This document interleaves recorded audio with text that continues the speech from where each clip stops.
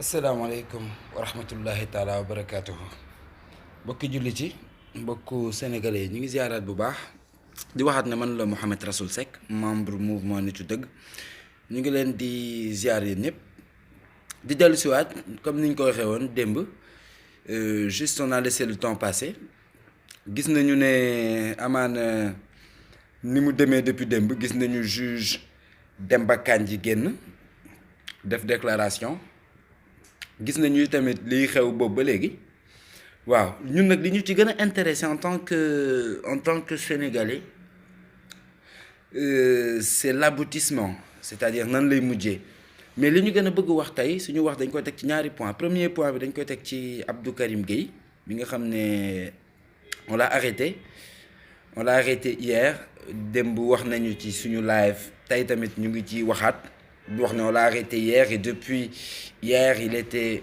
à la police centrale et jusque-là il a été transféré dans un autre endroit inconnu jusque-là de toute façon ñu ngi leen di suivre actualité boobu lépp lu ci mën a am dinañ ci ñëwaat di relater waat juste les faits par rapport à l'arrestation de Abdou Karim Gueye parce que maanaam li ñu ci jot a dégg mooy Abdou Karim ñu ngi ko jàpp place de l'Indépendance et au fait au moment de l'arrestation les policiers ont été appelés on peut dire par des Français je sais pas si c'est des policiers français ou c'est des citoyens français en tout cas ñoom ñoo policiers et les policiers aussi ont eu à parler avec ces gens-là c'est par la suite qu'ils ont interpellé Abdou Karim Gueye ñu wax ne fi mu toll nii ñun on est très conscient que la France et l'Occidentaux ñu ngi ci biir lii di wax ne Sénégal dafa doon dëkk bu indépendant depuis 1960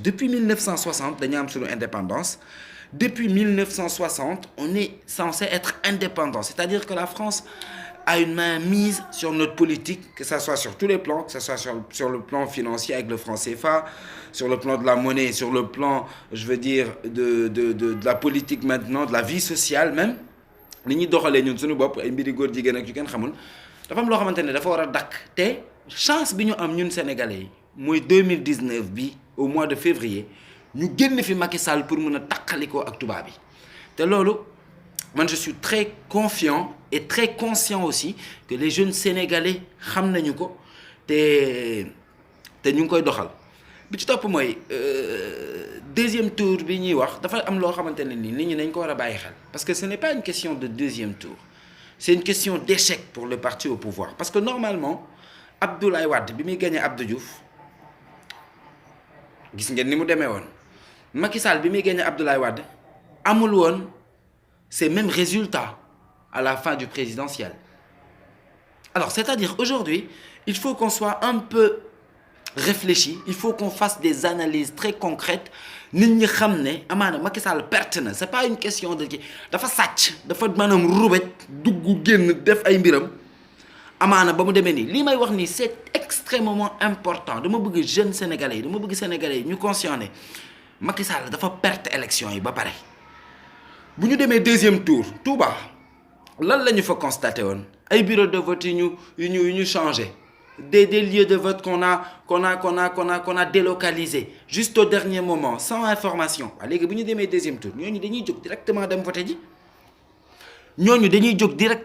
voter ji jële fi Macky Sall xam nga lan mooy wax ji ñun xam nga lan la ñun on est déterminé ñun on est des Sénégalais on est des intellectuels dañu jàng man comme ni ma leen ko waxee au début de la vidéo je m'appelle Mouhamed Rassoul Seck ok am na ñoo xamante ne nii ñu ngi may seetaan wala dégg nañ ma xam nañu baax xam nañu sama maam xam nañu suma famille ñun on est une famille peut-être je peux dire même politique parce que voilà ci loolu lañu man ci loolu laa juddoo bokk ci laa xàmmee mais ce n'est pas un métier la politique c'est une conviction c'est un art c'est-à-dire da ngay jóg di def le tout pour maanaam sa ñi nga xamante ne ñoom nga dëkkal sa cité sa quartier sa gox localité bi nga nekk dëkk bi nga nekk région bi nga nekk lu ko jëmale kanam nga ciy jóg di ci œuvrer loolu mooy politique mais ce n'est pas que nga jóg di jël xaalisu contribuable bi di jël di roppat fii par 5 millions di roppat fii par 30 milliards di roppat fii déedéet le DG le DG de Dakar Dem Dikk, Maître Diop, que je ne vais même pas citer, nous n'allons pas te répondre parce que Touba n'a pas besoin d'il à Touba.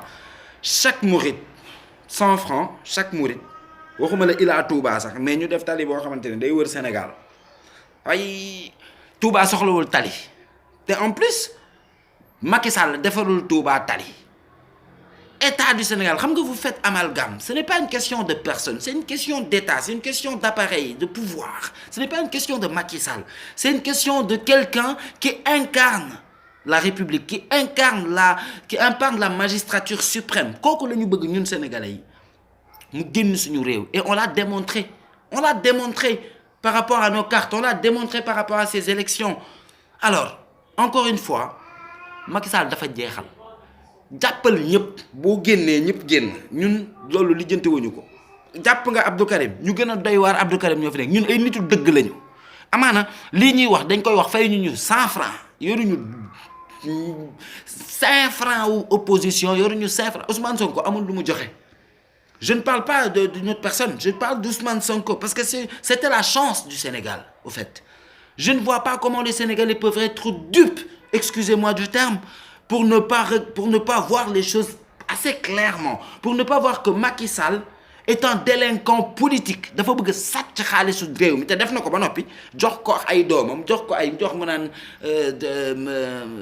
Amadou Sall mu ngi wut liggéey. Yow su fekkee en tant que président de la République tu n'es même pas fichu de chercher du boulot à ton propre fils, à ta propre progéniture, alors là il y a un souci. Il ne faut pas nous prendre pour des cons.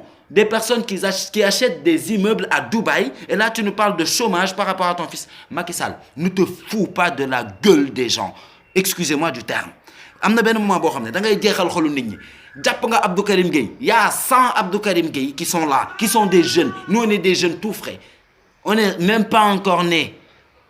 Nous on fera face à toi, quitte à y laisser nos vies. Et en plus, on est très conscient des enjeux et des conséquences qu'on encourt, Macky Sall. Macky Sall, dégage du Sénégal, s'il te plaît. Nous ne te voulons plus. Loolu leer na ci bopp ñëpp. Jarul wax ji di bëri. Li ma bëgg wax mooy jeunesse du Sénégal, jeunesse d'Afrique, jeunesse épris d'esprit saint. Levons-nous pour notre pays. On est des Sénégalais. On n'est pas des Français, on n'est pas des Américains, ni des Tunisiens, ni des Égyptiens. On est des Sénégalais. Et nous devons de nous lever pour le bien de notre pays. Il faut qu'on soit des patriotes. Il faut que bu làmb jotee Modou Lo Balla Gaye ñu jóg yooxu waaw ku ne am loo faral fi mu toll nii nag c'est un enjeu national. C'est un enjeu patriotique. Na ñëpp jóg. Que tout le monde fasse quelque chose. Je demande à tout un chacun de faire quelque chose pour l'intérêt du peuple. Pour une fois, levons-nous pour une bonne cause, pour une cause noble et pour une cause bien réfléchie. maa ngi gërëm ñëpp di ñaan yàlla bu ñu fi waxee loo xamante ne dafa safaanoo ñu ngi ciy jéggalu lépp lu ci jub ci yàlla sunu borom la lu ci dëng ci su matadi la ak suñu nite digu ñu ngi leen di ziar yi ñëpp di leen jox dox daje comme ni ma leen ko waxee woon ci biir semaine bi yëpp dinañu def ay sorties dinañu def ay live te nous exigeons la libération de Abdou Karim Gueye, membre du mouvement Nitu Dëgg. On est dans un pays de démocratie, on est dans un pays où il y a la liberté d'expression. On ne peut pas nous museler. On a le droit de parler, on a le droit de s'exprimer. Macky Sall, tu ne peux pas nous museler. Tu ne nous as pas muselés par rapport aux élections, tu ne vas pas nous museler par rapport aux réseaux sociaux. Nous allons parler, nous allons agir en tant que jeunes. Je remercie toutes les personnes qui ont pu suivre cette vidéo. Je vous remercie tout au fond du cœur. Je vous souhaite de passer de bons moments. Et surtout, je vous souhaite un état d'esprit sain.